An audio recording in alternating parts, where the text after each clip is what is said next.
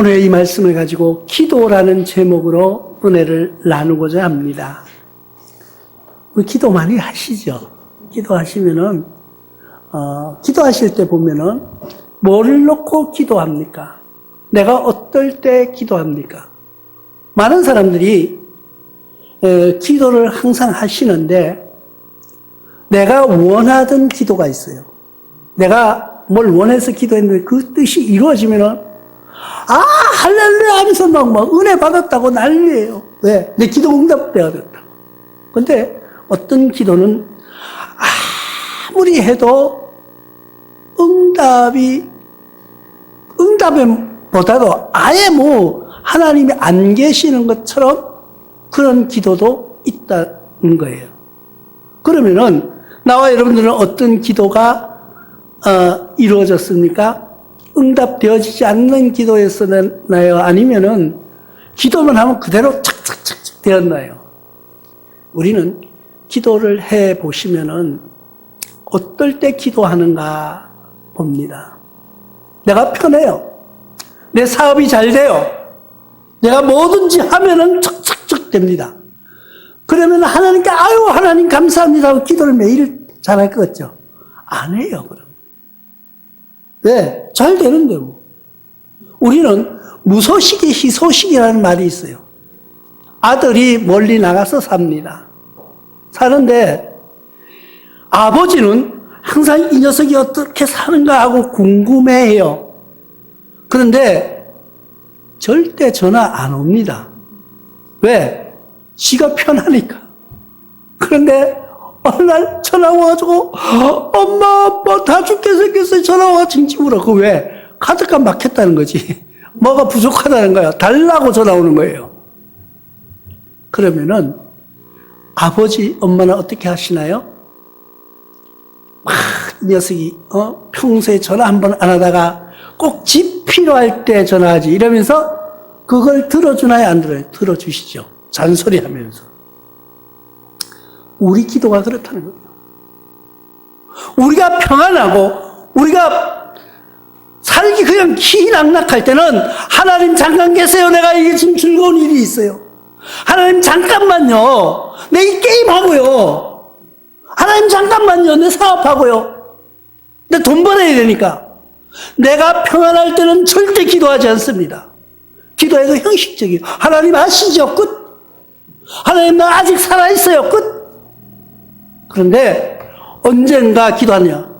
나의 온 사방이 막혀 있습니다. 나의 사업이 무너지고 나의 모든 것이 끊어진 다음 아니면은 내가 병들어서 도저히 살 수 없어요. 내가 도저히 살 수 없어요. 그럴 때 어떻게 해요? 하나님께서 매달립니다. 내가 병들어 일어나지 못할 때 내가 이제는 죽을 수밖에 없다고 할 그 시간이 되면은요, 하나님 앞에 정말 간절히 가서 매달리는 거예요. 눈물을 흘리면서 무릎을 꿇고 밤새도록 아버지 나 이거 지켜주시면 나는 죽을 수밖에 없습니다 하고 매달리는 그 기도가 있습니다. 예수님도 지금 오늘 말씀에서 보면은 예수님이 십자가에 돌아가시기 전에 제자들과 이야기하다가 지금 예수님이 제자들을 보고 너희는 잠깐 있어라. 그리고 뭐를 하고 가셨냐면은 기도하러 가셨어요. 기도를 하시는데 이 기도가 정말 어떤 기도라는 거예요, 지금. 내가 지금 죽을 걸 알아요. 내가 조금 있으면 죽어야 돼요. 내가 이 세상에 이 형제들, 이 지금 가르치는 제자들과 멀리하면서 내가 떠나가야 되는데 어디로? 하나님 아버지 앞으로 돌아가야 되는데. 그런데 돌아가 보니까 아직 할 일이 많은 거예요. 제자들을 보니까 아직도 어리버리해요. 제자들에게 기적과 이적이 일어나지만은 그 제자들이 아직 뭔가를 천국에 대한 소망도 예수 그리스도의 그 고난과 사랑도 아직 깨달지 못하고 살아가는 것 같은데 그들을 위해서 어떻게 할고 생각하는 거예요. 근데 그것을 생각하니까 너무 답답한 거예요. 답답한 거예요. 그래서 아버지 앞에 가서 매달립니다. 아버지, 지금 내가 이거를 어찌하면 되겠습니까? 하나님 아시잖아요. 저 제자들 아시잖아요. 저 오합지졸 같은 저 사람들. 저 사람들을 내가 어찌 하면 좋겠습니까? 지금 벌써 가야 됩니까? 벌써 저 사람들 아직 완성되지도 않았는데, 그러면서 하나님 앞에 가서 매달립니다. 무릎 꿇고. 그런데 그 제자들 보고 여기서 잠깐 기다려. 같이 가서 기도하는 것이 아니라 그들을 내버려 두고 혼자 가서 기도하는 모습. 지금 이 예수님의 기도는 정말 간절한 기도예요. 어찌하면 좋습니까? 아버지, 내 고통. 예수님은 지금 당신이 십자가에 못 박혀 돌아가실 것을 알고 있는 거예요. 알고 있는데 그 고통도 생각하니까 힘든데 두고 있는 제자들을 보니까 너무나도 답답한 거예요. 여러분들이 만약에 지금 생애가 어떤 기한을 딱 두고 내가 하나님께 불려갈 시간을 알고 있다고 하면은 여러분들 기도가 지금 같을까요? 달라질 거예요. 나의 생애가 지금 얼마인지 알 수는 없어요. 그런데 내가 모르고 살아간다는 거예요. 그런데 내 생각에는 아직도 몇십 년 더 이 세상에서 살아갈 거라는 생각 속에 있어요. 그렇기 때문에 기도가 그렇게 애달지를 않아요. 만약에 나와 여러분들이 생애가 몇 월 며칠 날까지 딱 마지노선을 그어놓고 하나님 그때 나를 데려가실 거야. 그 날을 내가 알고 있어요. 그러면 그 기도가 어떨까요? 하나님 조금만 더 가면 안 될까요? 나 지금 아파트도 새로 사가서 이사했는데요. 나 좀 살아보고요. 조금 있으면 저 신차가 새로 개발된 차가 나온다는데 그것도 한번 타보고요. 이러면서 기도가 바뀔 거라는 거죠. 예수님의 기도가 지금 십자가에 못 박힐 것을 아시고 가서 기도하는데 내가 죽을 걸 알고 기도하는 기도가 어떻겠냐는 거죠. 근데 이 제자들은 아직도 천지도 모르고 살아가고 있는 거예요. 그런데 제자들에게 이걸 다 이야기하지도 않았어요. 당신만 아는 거예요. 그리고 하나님 앞에 가서 매달리는 거예요. 자기는 너무나도 자신을 아는 거예요. 이사야 선지자처럼 이사야 50장 6절에 이렇게 말씀하고 있습니다. 나를 때리는 자들에게 내 등을 맡기며 나의 수염을 뽑는 자들에게 나의 뺨을 맡기며 모욕과 침뱉음 당하여도 내 얼굴을 가리지 아니하였노라. 이 말씀은 뭐예요? 나의 모든 것을 드러내놓겠다는 거예요. 남이 나를 때리면은 때리는 그들에게 등을 맡기고 수염을 뽑는 자에게 얼굴을 내맡기며 침을 뱉을지라도 피하지 않고 그대로 있겠다는 거예요. 그 기도, 그 심정. 여러분들이 이렇게 이야기하다 보면 어떤 사람들은 내 자식이 아파요. 저 자식 저거 아픈 거 차라리 내가 아프지 하면서 간절하게 애타는 부모의 심정이 바로 이런 거예요. 우리가 평소에는 내가 감사할 줄 몰라요. 내가 감사하지도 않아요. 그냥 형식적으로 하나님 안녕, 나도 안녕. 그게 끝이에요, 기도. 그런데 지금 예수님은 그런 기도가 아니에요. 예수님은 이 생을 십자가에 못 박혀 돌아가실 것을 많은 사람들에게 등을 맡긴다는 게 뭐예요? 채찍으로 맞는다는 거예요. 수염을 뽑힌다는 게 뭐예요? 얼마나 모욕스러워요. 남에게 침뱉음을 당한다는 것을 알고 계시는 예수님께서 그 기도가 우리의 기도와 같겠느냐는 거죠. 나와 여러분들의 그런 순환과 모욕과 침뱉음, 정말 있을 수 없는 그런 일들이 일어나는 모욕 속에서 그 당할 것을 알고 하나님, 이 일을 피할 수 없습니까? 예수님도 인성의 모습이 나타나는 거예요. 하나님께서 기도합니다. 뭐라고? 은밀하게 기도하는 거예요.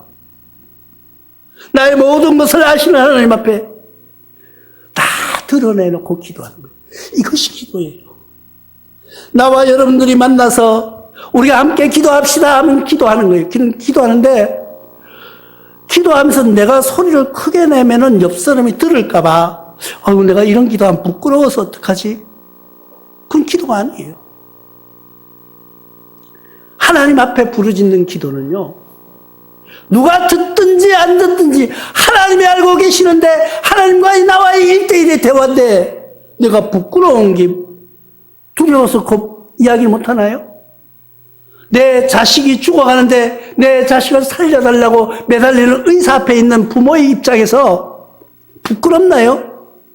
내 자식이 지금 다 죽어가는 수술실에 들어가는데 수술실 들어가는 의사를 붙잡고 이야기하는 거예요. 선생님, 우리 아들 좀 살려주세요. 우리 딸 살려주세요.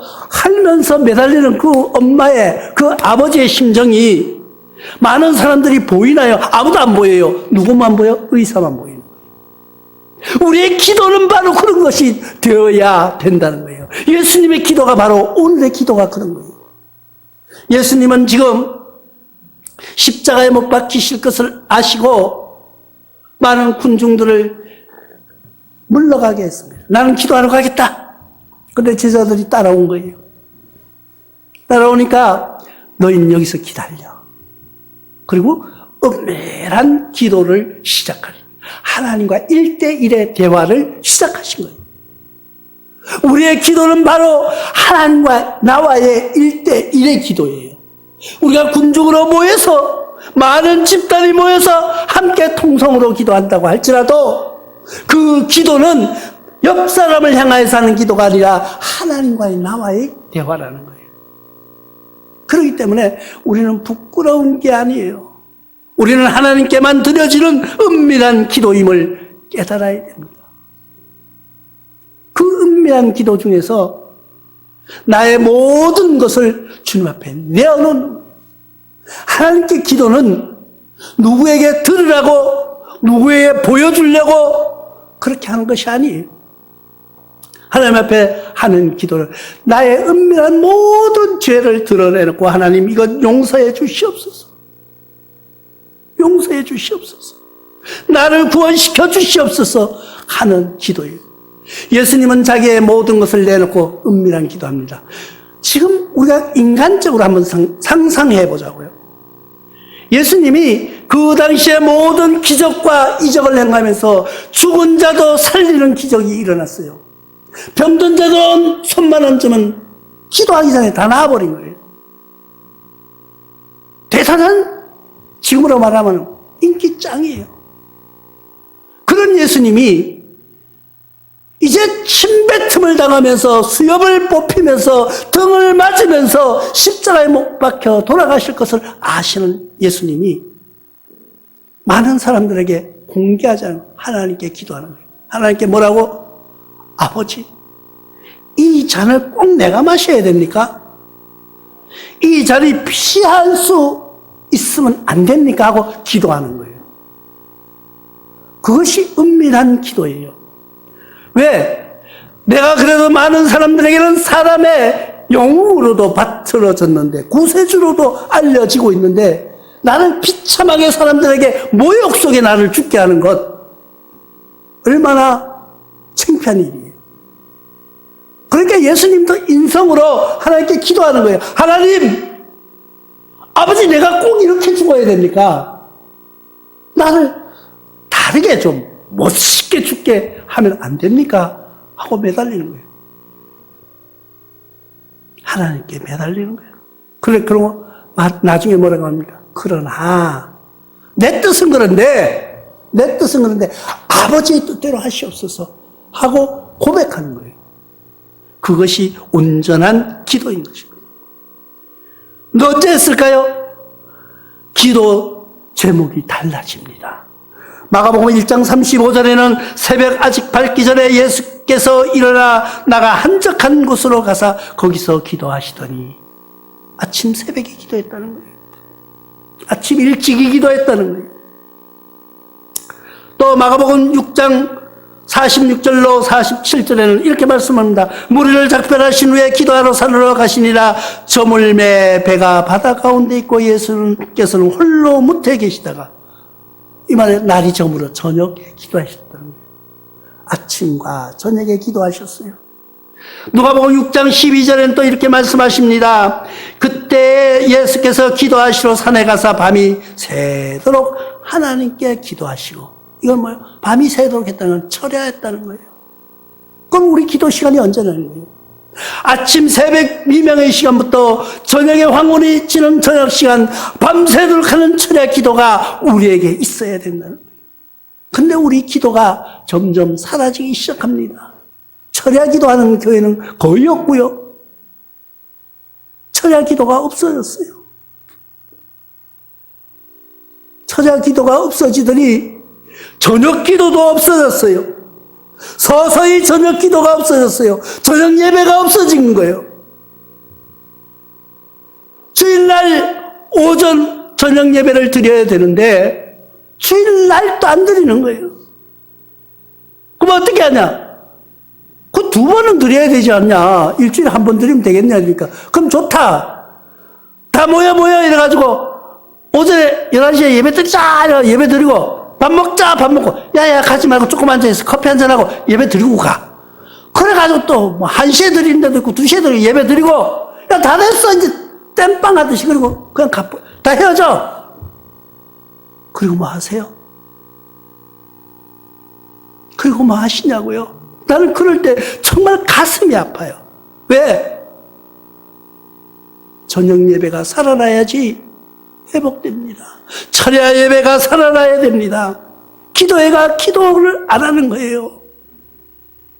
예수님도 이 땅에 오셔서 새벽에 기도하시고 저녁에 기도하시고 밤이 새도록 철야 기도하셨는데 우리는 이제 철야 기도 없어진 지는 철야 기도가 뭔 말인지 모르는 교인들이 경상도 말로 천지 빽깔이고요. 저녁 예배 서서히 사라져서 저녁 예배가 뭔 말인지 모르는 교인들이요 서서히 늘어나고 있다는 거예요. 기도가 사라지는 교회, 기도가 없는 신앙. 우리는 그래도 크리스찬이라고 하는 떳떳하게 당당하게 말하는 은혜로 살고 있는 거예요. 그리고 새벽 기도도 없어요. 새벽 기도도 없어지고 있어요. 그러면서 하는 이야기가 한국 사람만 새벽 기도한다고. 또 이래요. 또 한국 사람만 기도한다고. 외국에는 기도 안 한대. 그러니까 외국이 다 망하고 있잖아요. 기독교가. 그러면서 뭐라 그러면요? 한국 사람 별나가지고 새벽에 기도하고 저녁에 기도하고 밤새도록 기도하고 그 미쳤다고 이러면서는 다 안 하는데 한국 사람만 한대.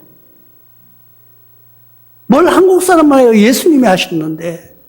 예수님이 새벽에 기도하고 저녁에 기도하고 밤새도록 기도하신 것을 우리가 기억해야 됩니다. 근데 우리 기도가 지금 사라지고 있습니다. 우리가 산천초목이 온 기도 소리로 덮였던 우리 대한민국이 갑자기 경제 대국으로 부흥했다는 것을 기억하시기 바랍니다. 그러니까 이제 기도 소리가 줄어들고요. 찬양 소리가 서서히 들리지 않습니다. 그러니까 나라가 경제가 무너지기 시작하는 거예요. 지금 부는 경제는 굉장히 성장했어요. 우리나라가 돈이 엄청 많아요. 근데 정신적으로 피폐해져 있다는 거예요. 일을 하려고 하지 않아요. 뭔가를 희생하려고 하지 않습니다. 어디서? 교회에서. 교회도요, 봉사하려고 하잖아요. 뭔가 헌신하려고 하지 않아요. 큰 교회도요, 성가 지휘하죠. 뭐 반주하죠. 뭐를 하면은요, 봉사가 일절 없습니다. 지금은 다 거기에 대한 페이를 받아요. 또 어떤 사람은요, 아주 유명한 사람은요, 몇 교회를 가서 이 찬양만 해줍니다. 헌금할 때 찬양하는 거 있죠. 그거를 우리가 다 합심해서 찬양하잖아요. 뭐 물론 그분도 하나님이 주신 재능을 가지고 여러 사람에게 나누면 좋죠. 그것도 봉사라고. 근데 봉사가 아니라는 데서 문제인 거예요. 예배를 하는 것이 아니라 하나님이 주신 나의 성대로 찬양하면서 나를 드러내는 삶으로 영위하면서 크리스찬이라고 목걸이 십자가를 하고 있다는 거예요. 나와 여러분들의 신앙이 그런 사람으로 변해가고 있지는 않느냐는 거예요. 기도가 사라지는 신앙, 찬양이 줄어드는 예배, 형식적으로 땜빵식으로 드려지는 형식적인 예배에 우리가 속해 있지는 않느냐는 거예요. 나와 여러분들은 정말 하나님께 드려지는 은밀한 기도가 살아나는 그런 신앙으로 승리하시기를 바랍니다. 그것은 뭐냐고요? 하나님 뜻에 순종하는 것이기 때문이에요. 시편 기자는 143편 10절을 통하여서 주는 나의 하나님이시니 나를 가르쳐 주의 뜻을 행하게 하소서. 주의 영은 선하시니 나를 공평한 땅에 인도하소서. 하나님은 선하시니 나를 공평한 땅으로 인도하게 해달라는 거예요. 공평한 땅이 뭐예요? 하나님께 기도하는 것, 하나님께 매달리는 것, 하나님께 경배하는 것, 하나님을 찬양하는 것이에요. 하나님은 이 땅에 인간을 만드실 때, 창조하실 때 우리 이 인간을 왜 만드셨어요? 하나님이 찬양 받으시려고 만들어 주신 거예요. 근데 우리는 찬양하지 않아요. 우리가 자식을 낳아서 키우는 거하고 똑같아요. 자식을 낳아서 키우면은 우리도 맨날 그 얘기 하잖아요. 애들은 3살까지 효도 다 한다고. 그 다음부터는 그냥 속을 썩이기 시작하는데 속 썩여도 좋다고 쳐다보고 있어. 어쩌면 하나님이 우리 보시는 거하고 똑같아요. 처음에는 태어난 기쁨으로 아이고 반가워, 고마워, 이뻐. 그러니까 또 지도 살라고 방글방글 웃어. 말도 안 되는 거 가지고 이상한 말 하면 또 좋아가지고 엄마 아빠는 그걸 해석을 다 해. 해가지고 어떤 쪽으로? 좋은 쪽으로 해석해. 좋은 쪽으로. 하나님도 마찬가지예요. 우리 신앙인이 하나님을 믿겠다고 교회에 들어오는 순간 하나님은 너무 기뻐서 그래 이 녀석 똥 싸도 이쁘고 오줌 싸도 이쁘고 다 이뻐 그냥 다 기저귀 갈아주면서 직접 내 돈 들여가지고 기저귀 사다가 갈아주고 비누 사다가 씻어주고 힘들에 땀 뻘뻘 흘리면서 씻어주면서도 이뻐. 그런데 어느 조금 지나니까요 속을 썩이기 시작하는데 말은 죽으라고 안 들어요. 가서 온갖 다 그어놓는 거예요. 애들이 집에 오면 어떻게 해요? 모서리마다 다 고무 이걸 붙여놔요. 다칠까봐. 하나님이 그러신 거예요. 우리가 신앙생활을 하면서 우리가 다칠까봐 넘어질까봐 모든 것을 준비해놓고 기다리고 계세요. 그런데 우리는 하나님 말 절대 안 들어요. 기도하래도 안 해요. 찬양하래도 안 해요. 예배 드리래도 안 해요. 형식적으로 왔다 갔다 하는 거 구경꾼으로 전략하고 있지는 않느냐는 거예요. 우리는 지금부터 하나님 뜻에 순종하는 삶으로 나아가시기를 바랍니다. 마태복음 기자는 12장 50절을 통하여서 누구든지 하늘에 계신 내 아버지 뜻대로 하는 자가 내 형제요 자매요 어머니라고 하시는 예수님의 말씀을 기억하시기 바랍니다. 예수님의 형제와 자매, 예수님의 구세주로 모실 수 있는 그 제자는 누구냐는 거예요. 나와 친하다고, 나와 많은 것을 나눠 먹고 마신다고, 그게 형제가 아니라 하나님의 뜻에 합당한 삶을 사는 사람이 내 형제요, 내 부모요, 내 이웃이라고 하는 예수님의 그 말씀을 우리가 기억하시기 바랍니다. 나와 여러분들이 살아가면서 어떤 삶으로 살아가느냐는 거예요. 에베소 기자는 에베소서를 통하여서 6장 6절을 통하여서 우리에게 정확히 말씀해 주십니다. 눈가림으로 하여 사람을 기쁘게 하는 자처럼 하지 말고 그리스도의 종들처럼 마음으로 하나님 뜻을 행하라고 말씀하고 있습니다. 우리가 사람들 보기에 기뻐하는 사람이 되지 않기를 바랍니다. 사람들이 저 사람은 정말 훌륭한 사람이야, 저 사람은 정말 진짜 크리스찬이야, 그렇게 하는데 하나님 보시기에는 아니라는 거예요. 하나님 보시기에 기뻐하는 여러분들 되시기를 바랍니다. 하나님 보시기에 아름다운, 하나님의 보시기에 사랑스러운, 하나님의 보시기에 버릴 수 없는 그런 사람으로 기도하면서 승리하는 역사가 일어나기를 주님의 이름으로 축원합니다.